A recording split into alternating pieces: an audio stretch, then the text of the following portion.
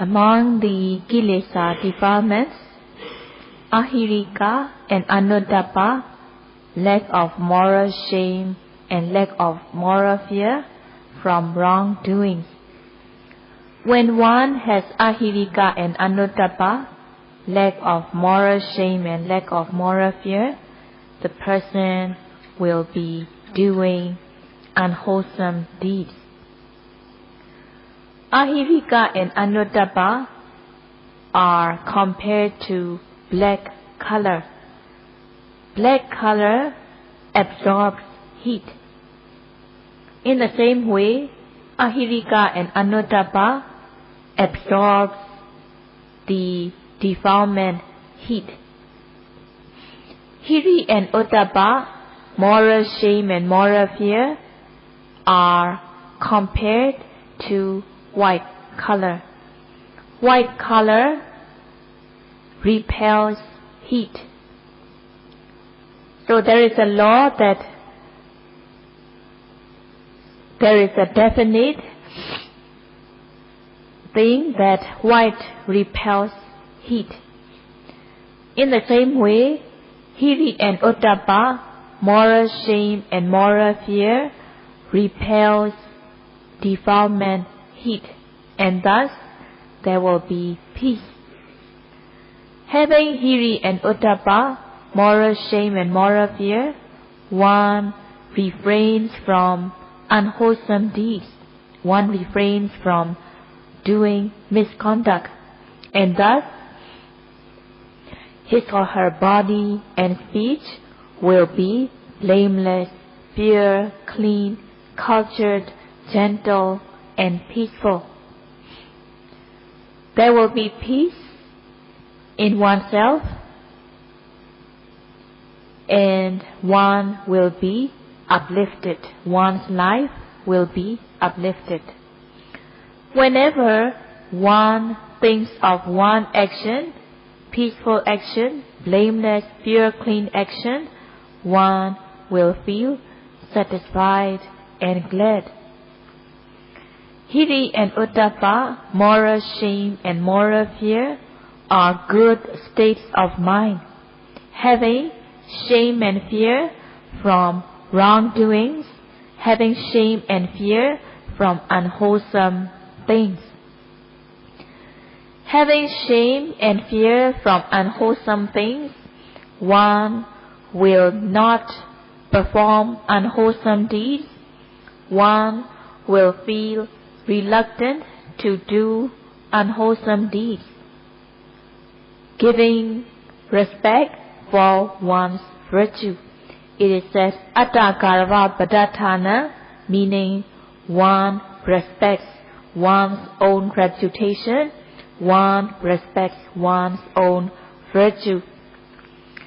When one has respect for one's own reputation and virtue, one will feel bad to lose one's virtue and reputation. When one feels the reluctance to lose one's reputation, one will withdraw from wrongdoings, and one will abandon gross, medium, and refined form of defilements by practicing three trainings, sila, samadhi, panya. Practicing the three trainings, sila, samadhi, panya, one will have a good self-defense away from wrongdoings. Hiri and ottappa, moral shame and moral fear, repels the defilement heat, and the person who is endowed with hiri and ottappa is called Sukadhamma Samahita. The person is associating with hiri and ottappa. The person is full of wholesome deeds that are done, and one feels disgust, one feels shameful of wrongdoings, one feels afraid of wrongdoings, and thus the person withdraws from wrongdoing, and his or her body and speech will be pure and clean, and his or her action will be wholesome. Sukha Dhamma Samahita, meaning the person is associating with Hiri and Ottappa. There will be immediate results from refraining from unwholesome deeds. When one is free from internal enmity, the person will also be free from unwholesomeness, and thus one will also be free from frightening danger. Daya means frightening danger or fear. When one has committed wrongdoings, there will always be fear in one's mind. His or her own mind will be intimidating the person when the person had done wrongdoings. Having done wrongful things, having done transgression, the person will be in fear that others will know of his offense, and one will always be in fear that one will suffer the bad consequences of one's wrongdoing. Whenever one thinks of one's wrongdoing, one will not feel satisfied with himself, herself. The person will blame himself, herself. It is called Attanuvada Bhaya, the danger of self-blame, self-criticism. Having done bad deeds, the surrounding, the society of wise people will not recognize the person as a good person, and the surrounding will look down on the person who had done bad deeds. The surrounding will blame the person, and thus there will be Paranuvada Bhaya, being blamed, being criticized by the surrounding. There is no place, there has privacy of wrongdoings. Even though other people may not see the person committing wrongdoings, but in the world there are wise people who can read the mind from their supernormal knowledge. And also there are deva, deities, who can see the person committing wrongdoings. And also the person himself, herself will know of his or her wrongdoings. So there is no privacy. There is no place where there is privacy in wrongdoings. So the person will be blamed by others when the person commits wrongdoings. And also the society will look down on the person. The society will not recognize him, her, as a good person. So the person will be neglected by the society because of his or her wrongdoings. And when the person commits wrongdoings, indulging in defilements, lobha, dosa, moha, the victims will not take it with a bowed down head, and the victims will always find the chance, will always look for the chance to respond him, to give response in a bad way. So there will be grudge also, and whenever they get the opportunity, they will find ways to torment the person who had insulted them. It is called Dandabhaya. Due to the person wrongdoing, the person can either be punished by law or suffer the bad consequences of his or her wrongdoing. And also, because the person had done wrongdoings, by bad intention, bad volition, such bad volition will also give bad results, such as leading the person into a woeful life, woeful existence. Dukkhatipaya, the person can be reborn in lower existences as a result of his or her bad volition. In this way, when one is not free from internal enmity, the person will not be free from frightening danger. Having hiri and ottappa, having moral shame and moral fear, the person's physical behavior, verbal behavior, and mental behavior will be pure and clean. The person will possess pure behavior by body, speech, and mind. His or her body, speech, and mind will be pure, clean, gentle, cultured, and peaceful. Having overcome the internal enmity, the person will also be free from frightening danger. When one radiates metta towards others, avera hontu, meaning may all beings be free from enmity and danger. So when one radiates metta, one should radiate metta, having oneself as an example of being free from internal enmity and also free from external enemy. Hiri and ottappa, having moral shame and moral fear, one will feel shameful of wrongdoings, one will feel disgusted of wrongdoings, one will be afraid to do wrongdoings, and thus one will withdraw from wrongdoings. Having respect on one's reputation, one will be reluctant to lose one's reputation, and thus one will take more care to purify one's body and speech, and the person will shine with good virtue, and also others will recognize the person as a good person of his or her virtues. Having respect for one's own virtue, one's own reputation, one refrains from wrongdoings, reflecting on one's age, reflecting on one's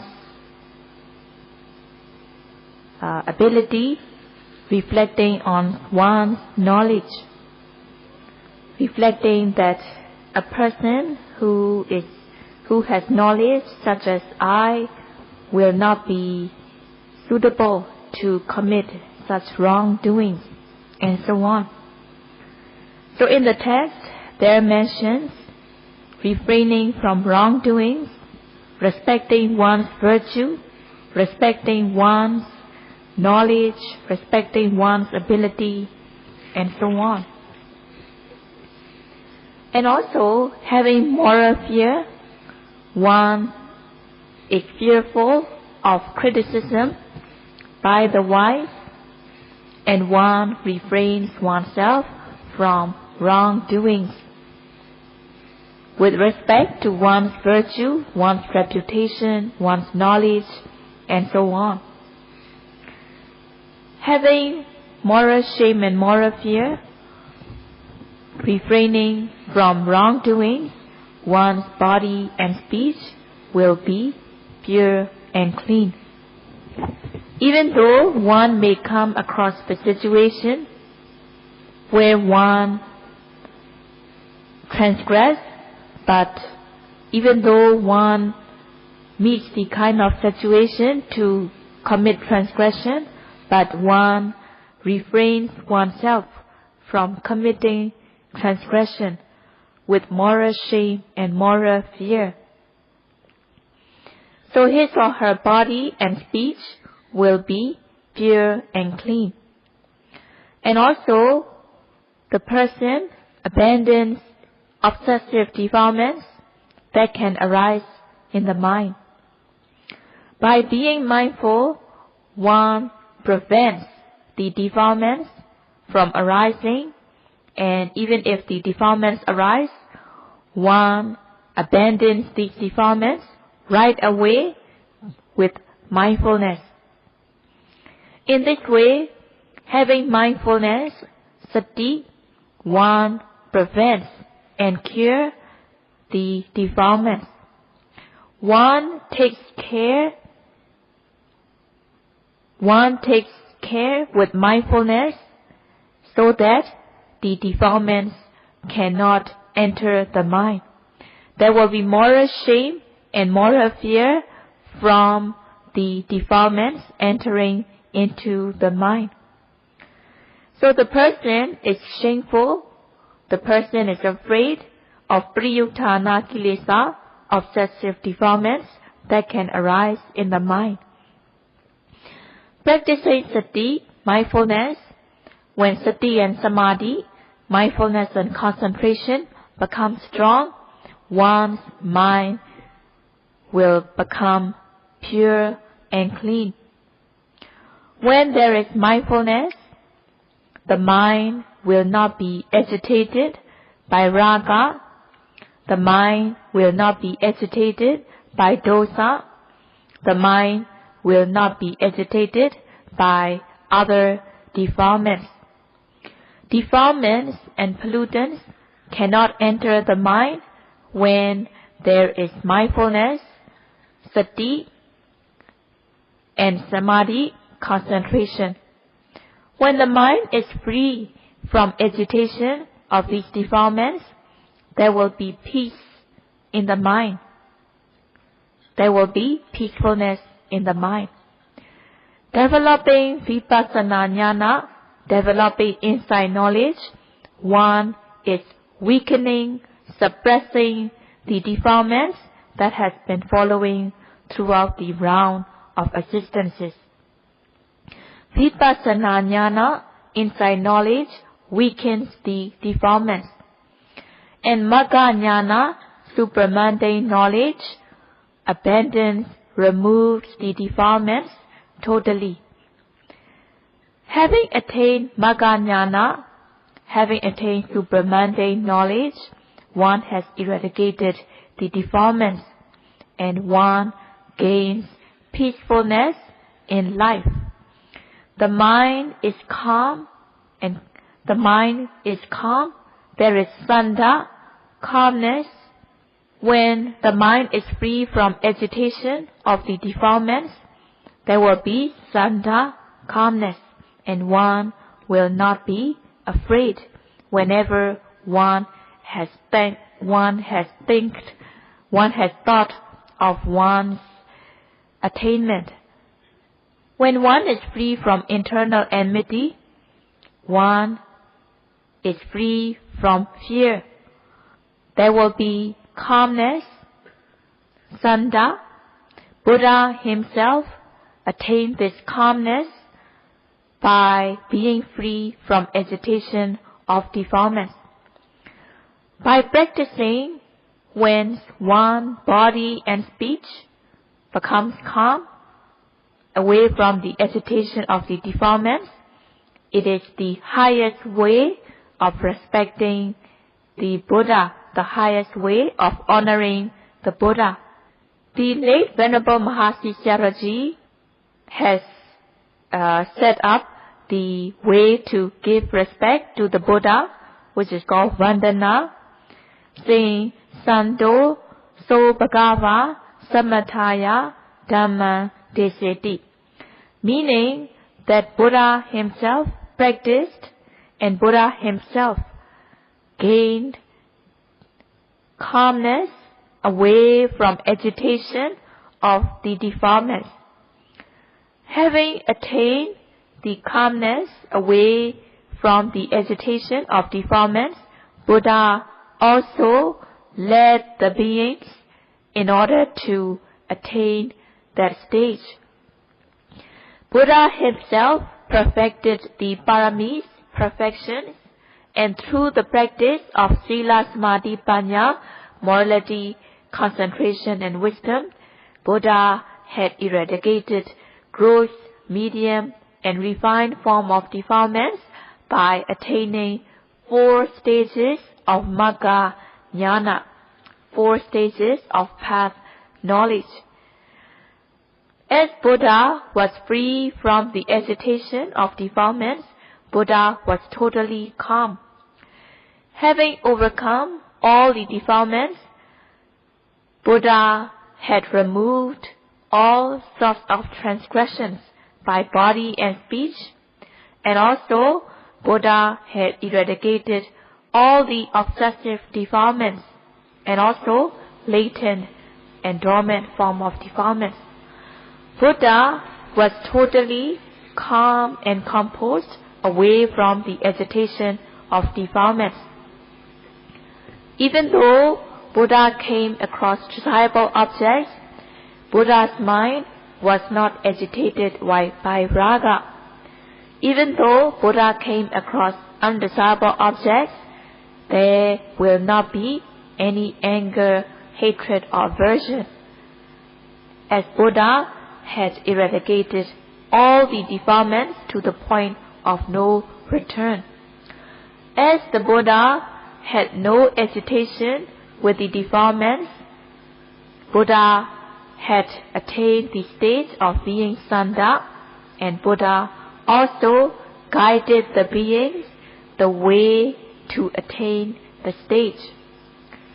By practicing Satipatthana meditation, one can also overcome gross, medium, refined form of defilements, and thus one can become Sanda, being calm.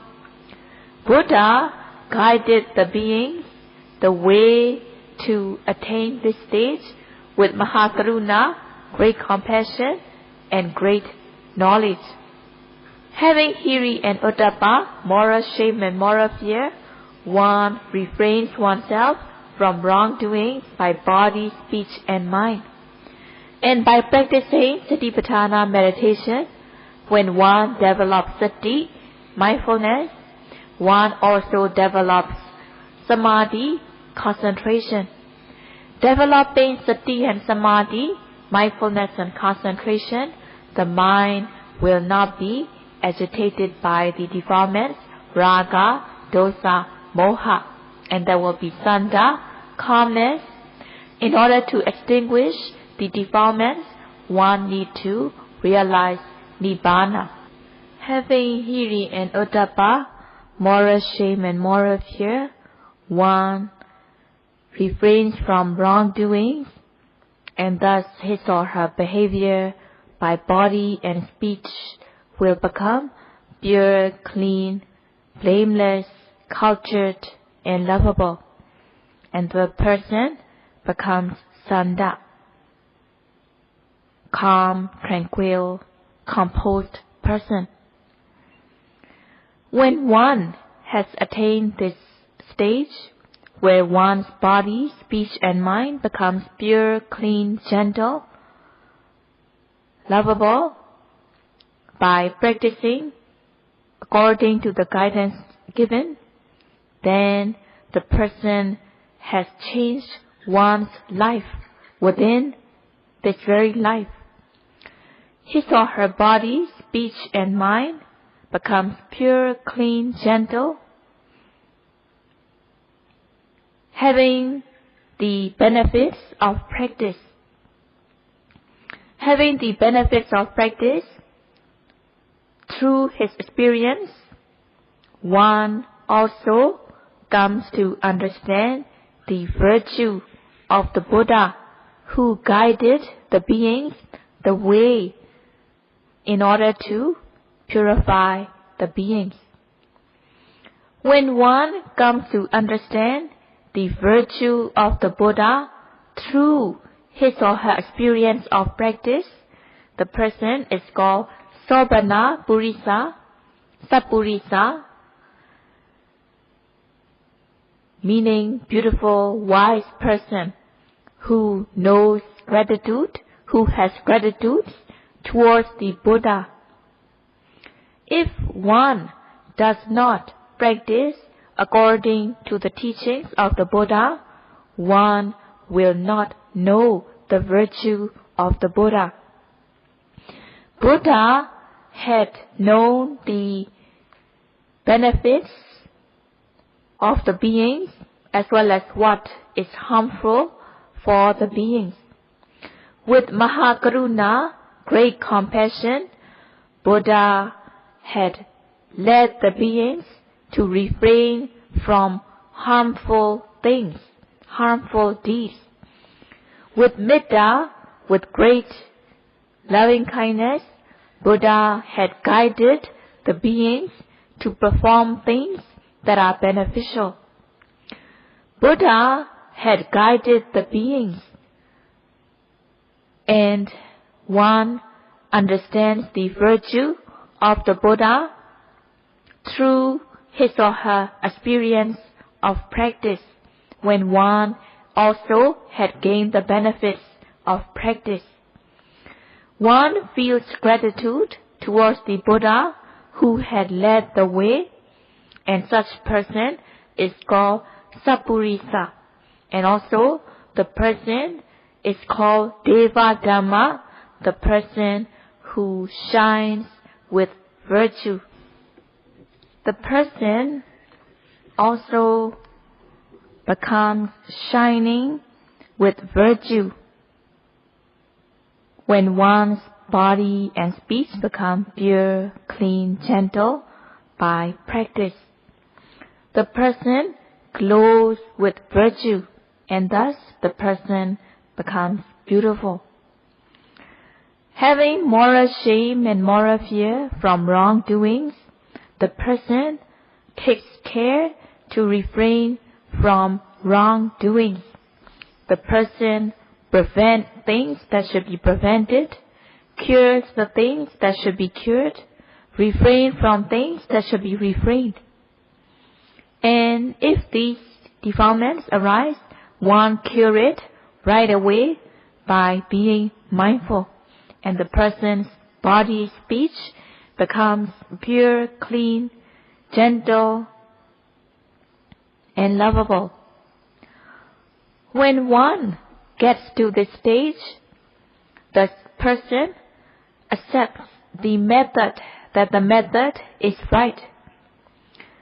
Having practiced according to the method, when one sees the benefits through his or her experience of practice, the person accepts, comes to a confirmation that the method is correct, and the person develops saddha, faith and confidence.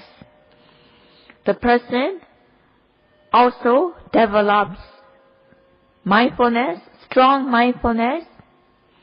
At the stage of Uddiyabhaya Jnana, at the stage of knowledge into fast arising and passing away of objects, the person is shameful to lose mindfulness. The person is afraid to lose mindfulness. In this way, in the stage of Uddiyabhaya Jnana, the person is shameful to lose mindfulness. And also, the person is afraid of defilements entering into the mind. The person takes more care in the practice to be mindful, and thus mindfulness becomes stronger. At this stage, there will be alobha, lack of greed. Even though the person comes across desirable objects, greed, lust will not arise. Even though the person, the yogi, comes across undesirable objects, there will not be anger, aversion, or hatred. The yogi's mind